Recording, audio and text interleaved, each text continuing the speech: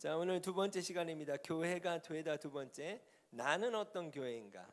여러분, 저번 주에 우리 교회 정의에 대해서 우리가 함께 봤다면, 자, 이제 무빙 처치가 이번 한 해 주제지 않습니까? 그렇다면 교회가 뭔지를 함께 배워보는 시간이 있었으면 좋겠어요. 교회가 되다. 나는 어떤 교회인가? 이 질문 자체가 낯설 수 있어요. 당신은 어느 교회 다니십니까? 네, A라는 교회 다녀요. 저는 움직이는 교회 다녀요. 라고 하는 게 일상적인 대화일 수 있는데 질문 자체가 이거예요. 당신이 어떤 교회입니까? 이 말은 뭐예요? 내가 교회라는 걸 전제할 때 가능하지 않겠습니까? 오늘 말씀 가운데 함께 보길 원합니다. 우리 저번에 우리가 봤던 부분을 좀 정리하면서 교회란 뭘까? 여러분, 교회란 무엇입니까? 여러 가지 측면에서 설명할 수 있지만 제가 여러분에게 좀 말씀드렸던 부분은 뭐냐? 교회를 정보적인 측면뿐만이 아니라 관계적인 측면으로 이해할 수 있어야 된다라고 제가 말씀드렸습니다. 그래서 오늘 특별히 관계적인 측면에서 우리가 교회가 무엇인지를 좀 보길 원해요. 그래서 정보적으로 보면 인포메이션적인 측면을 우리가 알 수 있어요. 교회는 이런 거지, 이런 거지. 근데 그 정보 안에 본질적인 측면을 보면 관계를 배제할 수 없다라는 겁니다. 한번 보겠습니다. 로마서 5장 8절 말씀 같이 한번 합독하겠습니다. 우리가 아직 죄인 되었을 때 그리스도께서 우리를 위하여 죽으심으로 하나님께서 우리에 대한 자기의 사랑을 확증하셨느니라. 여러분, 저는 포메이션이라는 단어를 제가 알게 되고 얼마나 감사했는지 몰라요. 저는 어려서부터 교회를 다녔으니까 정보적으로 너무 익숙해요. 교회라는 게. 근데 포메이션이라는 말은 뭔가 형성되다, 빚어지다잖아요. 그러니까 교회를 가장 잘 이해할 수 있는 성경이 어디냐? 예수님과 제자들과의 관계인 거예요. 예수님이 교회의 시작인데 제자들이 교회가 되었고 교회로 살아갔거든요. 그럼 교회를 무엇인가 설명할 때는 제자들과 예수님의 관계가 어떠하였는지를 봐야 되는 거 아닐까요? 여러분 보면 우리가 아직 죄인 되었을 때 그리스도께서 우리를 위하여 죽으셨대. 그 관계는요, 복음이 아니고서는 설정되지 않습니다. 복음에 대해서 제가 말씀을 나눴었는데 예수님과 우리의 관계가 어떻게 시작되었는가?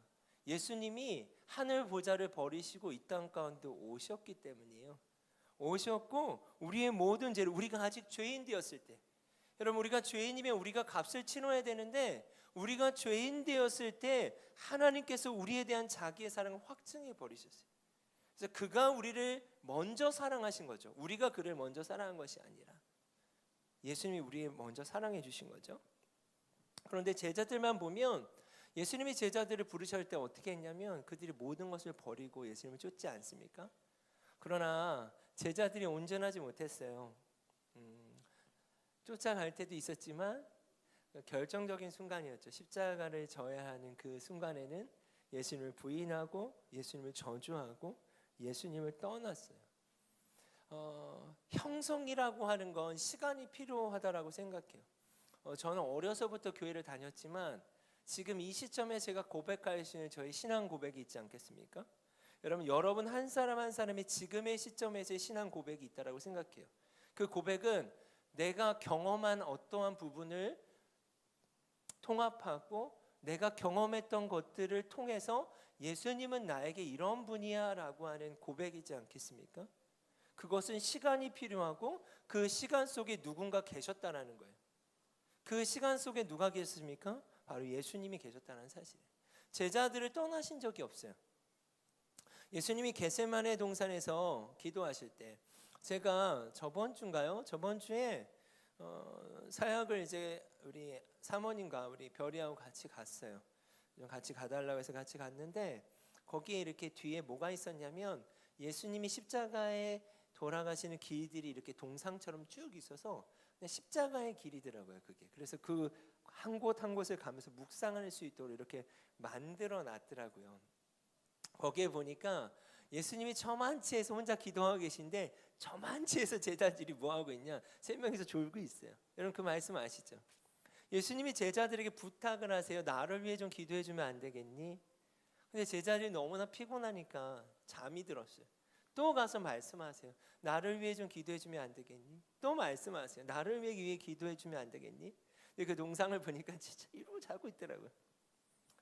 그리고 예수님이 이제 십자가의 길을 걸어가시는데 그 십자가의 길이 홀로 걸어가셔야 되는 너무 외로운 길이었던 것 같아요. 근데 제자들이 그랬어요. 저는 절대 예수님 떠나지 않는다.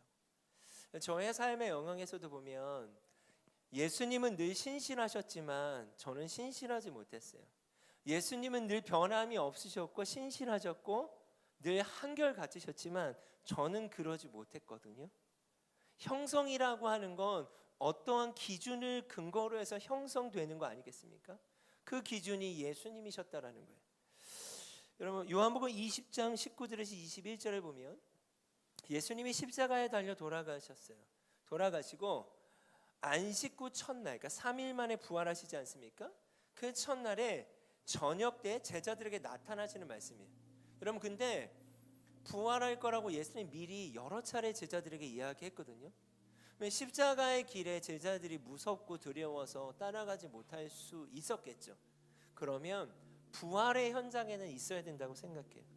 근데 그들이 뭘 하고 있었냐면 제자들이 유대인들을 두려워해서, 그 유대인이 누구예요? 예수님을 죽인 자들이었고 그 유대인이 누구예요? 제자들을 찾아서 너 예수님 믿지? 나 안 믿어요. 아닌데 분명히 예수님과 같이 다닌 걸 봤는데 저는 아니에요 했던 그 유대인들이, 그 유대인들이 너무나 두려워서 어떻게 하고 있습니까? 문을 닫았다. 이 닫았다는 표현이 어떤 표현이냐? 그냥 닫은 게 아니라 굳게 닫았다는 표현이에요.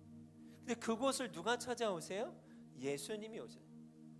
저는 이 말씀을 보면서 어떤 생각을 했냐면 늘 예수님이 찾아오시는구나. 제자들을 찾아온 것도, 제자들이 또 부인했어도 어떠했어도 늘 예수님이 먼저 찾아오시는구나. 여전히 오늘도 우리가 주님을 사랑하는 마음이 있지만 여전히 주님은 우리에게 찾아오시는구나. 나의 어떠함이 아니구나, 그분의 어떠함이구나. 여러분 형성되는 시간, 교회라고 하는 단어는 형성되고 빚어지는 거예요. 근데 그 빚으시는 분이 누구냐? 형성의 기준이 무엇인가가 중요하지 않겠습니까? 그 빚으시는 분이 누구예요? 예수님이에요. 그 예수님이 어떤 분이십니까? 이러하신 분이에요. 요한 1서의 말씀에 보면 예수님이 왜 그럴 수밖에 없는지를 이렇게 설명합니다. 하나님은 사랑이시라. 그분이 왜 그럴 수밖에 없냐면요, 그분은 사랑이셔서예요. 모르는 것도 아니고 능력이 없으신 것도 아니지만 그분이 당신을 표현할 수 있는 방식은 사랑이었던 거예요. 그래서 지금 제자들에게도 어떻게 합니까? 자신을 떠나보내고 부인하고 저주까지 했던 그 제자들이 부활의 현장에 나타나지 않았지만 친히 예수님이 그곳 가운데 들어오세요. 그럼 뭐라고 말씀하세요? 예수께서 오사 가운데 서서 이르시되 너희에게 평강이 있을지어다. 이 말이 왜 이렇게 감동적인지 모르겠어요. 불안해하고 있잖아요. 그리고 죄책감도 있지 않을까요? 그런데 예수님이 어떤 분이시냐면 두려워하지 않아도 돼. 평강이 있을지어다. 이 말씀을 하시고 뭘 보여주시냐면 손과 옆구리를 보여주세요. 제가 이거 잘 아는 말씀이에요. 근데 이게 왜 이렇게 새롭게 다가왔는지 모르겠어요. 손과 옆구리를 보여주세요. 제자, 이게 무슨 의미일까요? 너희를 위해 찢겨진 나의 몸이야, 너희를 위해 흘린 나의 피야, 그걸 보여주시는 거예요. 그러니까 제자들은 죄책감과 죄를 지었고 예수님을 떠났다라고 하는 그러한 곳에 사로잡혀 있지만 그 사로잡혀 있는 제자들에게 예수님이 찾아오셔서 샬롬, 평안할지어다. 너희가 했던 그 모든 것들, 너희가 죄책감에 빠져 있고 너희의 힘으로 할 수 없다고 생각했던 그 모든 것들 봐봐. 내가 대신 옆구리를 봐봐. 대신 나의 몸을 봐봐. 로마서 말씀으로 본다면 제자들이 아직 죄인 되었을 때 그리스도께서 제자들을 위해서 죽으신 그 흔적을 보여주신 거예요. 제자들이 주를 보고 기뻐하대요. 그러니까 두려워했던 그 제자들이 그 예수님을 보고 예수님의 찢겨진 몸을 보고 기뻐했대요. 이 표현이 뭘까요? 여러분, 이것은 복음을 경험한 자들이 알 수 있는 기쁨 아닐까요? 복음을 경험한 자들이 표현할 수 있는 표현 아닐까요? 예수께서도 이르시되 너희에게 평강이 있을지어다. 아버지께서 나를 이렇게 보내셨어. 근데 또 무슨 말씀을 하시면 아주 중요한 말씀을 하세요. 나도 너희를 이렇게 보내야 돼. 이걸 좀 쉽게 표현하면 이런 표현입니다. 저희 교회에 있어서 아주 중요한 말씀이에요. 요한복음 13장 34절 35절 같이 한번 읽겠습니다. 새 계명을 너희에게 주노니 서로 사랑하라. 내가 너희를 사랑한 것 같이 너희도 서로 사랑하라. 너희가 서로 사랑하면 이로써 모든 사람이 너희가 내 제자인 줄 알리. 내가 너를 어떻게 사랑했는지 알지? 내 몸을 봐봐. 내 손을 봐봐. 그리고 주님 뭐라고 말했어요? 아버지께서 나를 이렇게 보내신 것 같이 나도 너희를 보낸 거야. 이 말은 뭐냐? 새 계명을 너희에게 주노니 서로 사랑해야 돼. 근데 그 기준이 뭐예요? 내가 너희를 사랑한 것 같이 너희도 그렇게 사랑해야 해. 너희가 그렇게 사랑하면 이로써 모든 사람이 너희를 보고 내 제자인 줄 알 거야. 여러분, 제가 이 지점에서 한번 질문을 드릴게요. 여러분, 교회가 뭘까요? 교회는요, 예수님과 우리가 어떠한 관계에 있느냐예요. 예수님과 여러분은 어떠한 관계에 있나요? 교회가 무엇인가요? 라는 질문을 하려면 예수님과 우리가 지금 어떤 관계 가운데 있습니까? 라고 질문해야 돼요. 자, 이거를 다르게 좀 풀면 이런 말이에요. 교회는 다니는 장소를 의미할 수 없죠.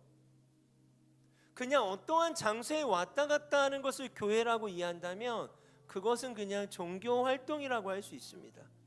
왜냐하면 우린 대상이 있어요. 여러분 보세요. 우리가 하나님 앞에 기도하고 묵상하고 때로는 침묵해요. 이건 뭡니까? 대상이 있고 우리는 침묵하고 예배하는 거예요. 대상이 없는 건 그냥 명상 아닐까요? 그냥 아무 생각 없이 있는 것이 아니지 않습니까? 예수님과의 관계가 있어야 된다는 거예요. 그게 교회예요. 장소를 의미하지 않고 교회는 살아가는 삶을 의미하는 거예요. 예수님이 나를 어떻게 사랑하셨는가? 그렇게 너희도 서로 사랑하는, 그 서로 사랑하는 지점에서 나오는 어떠함, 그것을 교회라고 설명할 수 있지 않겠습니까? 그래서 우리가 교회다라고 말하는 거예요.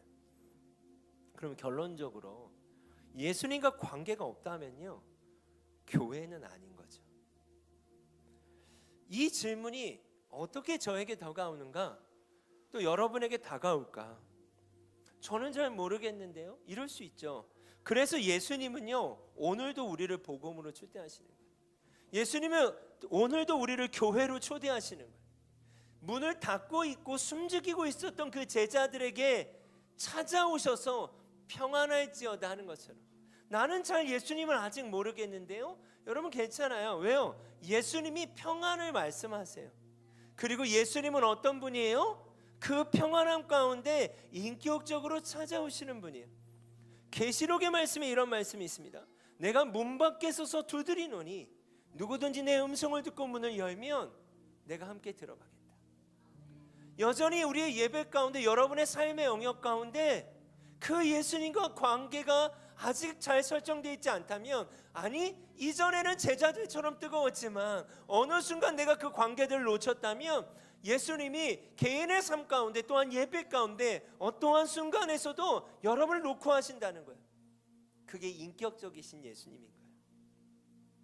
여러분, 오늘도 그 복음이 우리에게 있는 줄 믿습니다. 이사야 64장 8절의 말씀 같이 한번 합독하겠습니다. 하지만 여호와여, 주님은 우리의 아버지이십니다. 우리는 진흙이요 주님은 토기장이이십니다. 우리 모두는 주께서 손으로 빚어 만드신 것입니다. 아멘. 여러분, 이 토기를 만드셨던 경험이 있으십니까? 유치원이나 옛날에 보면 이렇게 뭐 만들어가지고 구워가지고 거기다 자기 이름 쓰고 뭐 이런 것도 하지 않습니까? 근데 제가 이제 오래 전에, 그렇게 많이 오래됐나? 전주에 가니까 이렇게 토기 만드는 막 실습하고 이런 게 있더라고요. 그래가지고 아이들하고 한번 만들어 본 적이 있는데 처음엔 이렇게 진흙 덩어리 하나를 딱 잘라서 주더라고요. 그리고 요즘엔 발로 안 해도 막 전동으로 돌아가더라고요. 그리고 그냥 아주 시스템이 좋아요. 이렇게 버튼 딱 누르니까 막 돌아가요. 그럼 손을 이렇게 대니까 모양이 막 이렇게 되는데 너무 익숙하지 않으니까 모양이 이상한 거예요. 다시 이걸 수정하려니까 너무 어렵잖아요. 근데 그분이 뭐라고 하냐면 다시 하라고 하더라고요. 수정이 아니고 다시 하라. 그리고 다시 진흙을 하다가 그리고 덩어리를 하나 더 잘라주더라고요. 여러분, 이게 손길이 어떻게 닿느냐에 따라 이 그릇의 모양이 너무 달라지는 거예요. 여러분, 우리는 진흙이고요, 주님은 토기장이에요. 여러분, 우리 한 사람 한 사람을 빚으신 모습이 다 다르지 않습니까? 그래서 저는 그렇게 생각해요. 누가 믿음이 있고 누가 믿음이 없다라고 말할 수 있는 사람은 저는 없다고 생각해요. 그러나 믿음의 여정을 가고 있다. 하나님이 여러분 한 사람 한 사람을 빚어가시는 거지 어떻게 빚어가시는 모양이 다 같을 수 있냐는 거예요. 인생도 다르고 성격도 다르고 시즌도 다르다고 생각해요. 그러나 중요한 건 뭘까요? 그분은요, 우리를 포기하시지 않는다는 거예요. 그분은 찾아오신다는 거예요. 그분은 동일하게 노크하신다는 거예요. 왜요? 그분은 하나님이시기 때문이에요. 그 형성된 시간이, 빚어지는 시간이 바로 교회인 거예요. 제자들이 그렇게 빚어졌어요. 우리가 그렇게 빚어지고 있는 거 아닐까요? 여러분, 교회를 그렇게 인식할 수 있었으면 좋겠습니다. 그래서 한 사람의 인생을 빚어가세요. 그래서 저는요, 여러분 한 사람 한 사람의 삶을 존중합니다. 쉽게 판단할 수 없다고 생각해요. 무엇이 맞다 틀리다라고 쉽게 말할 수 없다고 생각해요. 우리 공동체가 함께 해야 되는 지점은 뭐예요? 그 사람의 삶을 존중하고 동시에 존중된 그 삶 가운데 예수님이 누구신지를 계속해서 각인시켜 줬으면 좋겠어요. 한 사람의 인생을 빚으신 것을 바로 교회가 되다라고 저는 표현합니다. 제자들의 인생을 빚으셨던 것처럼, 제자들을 떠나시지 않았던 것처럼 교회가 되었다라는 말은요, 그리스도인이 되었다라고 저는 표현합니다. 그리스도인이 되었다는 건 무엇입니까? 다른 표현으로 보면 복음이에요. 제자들에게 계속해서 찾아오셨던 것처럼 복음의 방향성은요, 위로 가지 않았어요. 계속 내려오셨어요. 예수님이 어디에서 태어나셨죠? 말구유에서 태어나셨어요. 예수님이 어디서 오셨죠? 하늘 보좌를 버리시고 오셨죠. 가장 낮고 천한 곳으로 오세요. 그 이유가 뭘까요? 에베소서의 표현은 1장에 이런 표현이 있습니다. 경계를 말해요. 하늘과 땅의 경계를 말해요. 그 경계는 뭐냐? 하늘과 땅의 모든 것들이 그리스도 안에서 통일되게 하려 합니다. 이 말은 뭐냐? 하늘부터 그 땅에 있는 모든 경계 안에 있는 모든 자들이 예수 그리스도 안에서 하나가 될 것이라는 거예요. 여러분 믿으십니까? 그리스도인이 되었다. 이거 자체는요, 뭐라고 표현할까요? 빚어진 시간인데, 형성된 시간이고 여러분이 교회가 된 시간인데, 그분의 그 방향성, 끝까지 찾아오셨던 그 복음, 포기하지 않는 사랑 때문에 가능한 거 아닐까요? 여러분, 교회는 이런 거라고 생각해요. 교회는 바로 여러분이에요. 왜 여러분이냐고요? 예수님과 여러분의 그 관계가 교회를 설명하기 때문이에요. 나의 예수님을 아는 것, 이것이 바로 나의 그릇을 아는 것이고, 이것을 저는 부르심이라고 말하고 싶어요. 여러분 보세요. 비전이라는 단어는 우리가 많이 궁금해해요. 당신의 비전은 뭡니까? 라고 질문하기도 해요.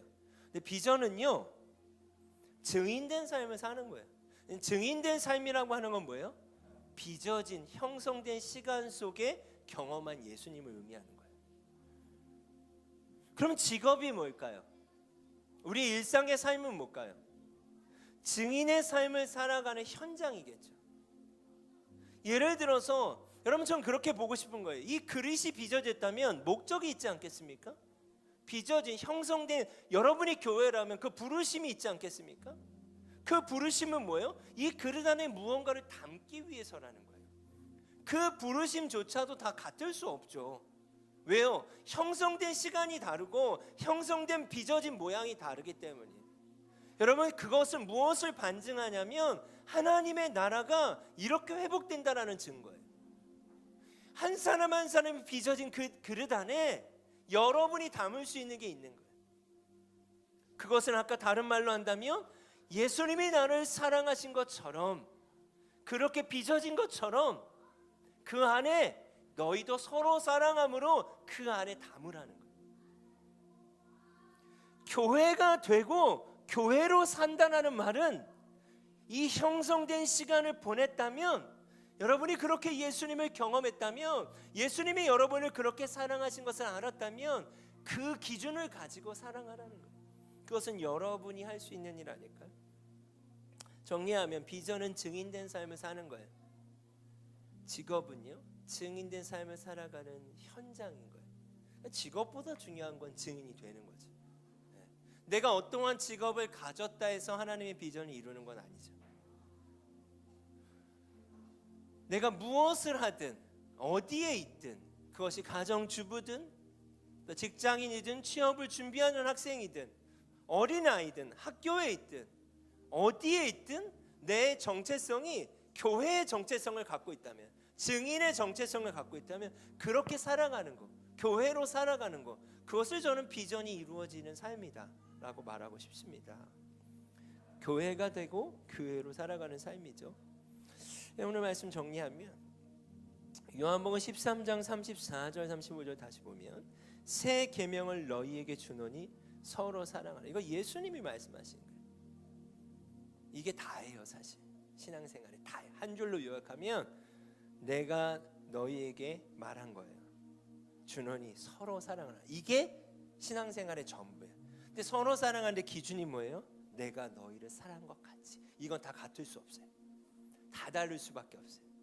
근데 그분이 인격적으로 여러분을 찾아오고 계신다는 사실이에요. 내가 너희를 사랑한 것 같이, 그것을 알아가는 것, 빚어진 시간들을 발견하는 것이 바로 교회가 되는 시간이에요. 우리 일상교회 개척 수고를 하신 지체들은 이 작업들을 함께 한 시간들이 되겠죠. 너희도 서로 사랑하라 라는 말은 뭐냐? 이제 내가 그런 사랑을 받은 대로 사랑하며 살아가라는 거예요. 이 부분은 다음 주에 제가 다다음 주죠. 다다음 주에 이 부분을 나누도록 하겠습니다. 그러면 너희가 서로 이렇게 사랑하면 모든 사람이, 여러분의 일상의 삶, 가정 어디에 있든 모든 사람이 여러분을 볼 때 예수님의 제자구나 라고 한다는 거예요. 이걸 저희의 말로는 뭐라고 얘기해요? 그래서 교회로 그렇게 살아가면 교회가 개척된다는 거예요. 여러분, 저희 공동체가 111 운동을 1년간 합니다. 11시, 오전 11시, 저녁 11시 둘 다도 좋고 하나도 좋고 알람을 맞춰 놓으시고 이 일에 빈 공간이 있으나 이걸 채워가 보는 거예요. 그것이 여러분의 기도해야 될 제목일 수 있고 영혼들일 수 있어요. 내가 너희를 사랑한 것처럼 너희도 서로 사랑하라. 이 말을 다르게 바꾸면 뭐가 되겠습니까? 내게 있는 이것을 내게 주노니. 내게 있는 게 있잖아요. 예수님이 나를 어떻게 사랑하셨는지 지금 단계에서도 있다고 생각해요. 왜냐하면 형성되는 시간이니까. 지금 내가 아는 예수님을 그렇게 사랑하고 전하는 것. 사도행전 3장 6절에서 8절 마지막 말씀입니다. 같이 한번 합독하겠습니다. 베드로가 이르되 은과 금은 내게 없거니와 내게 있는 이것을 내게 주노니 나사렛 예수 그리스도의 이름으로 일어나 걸으라. 오른손을 잡아 일으키니 발과 발목이 곧 힘을 얻고 뛰어서서 걸으며 그들과 함께 성전으로 들어가면서 걷기도 하고 뛰기도 하며 하나님을 찾. 이게 교회가 되어서 교회로 살아가는 거예요. 여러분 주변에 우리의 삶의 영역에 우리 공동체 안에 여러분에게 있는 거, 예수님이 여러분을 사랑하신 것처럼 서로 사랑하는데 큰 게 어디 있고 작은 게 어디 있겠습니까? 그렇게 여러분 살아갈 수 있었으면 좋겠습니다. 우리 같이 한번 고백할까요?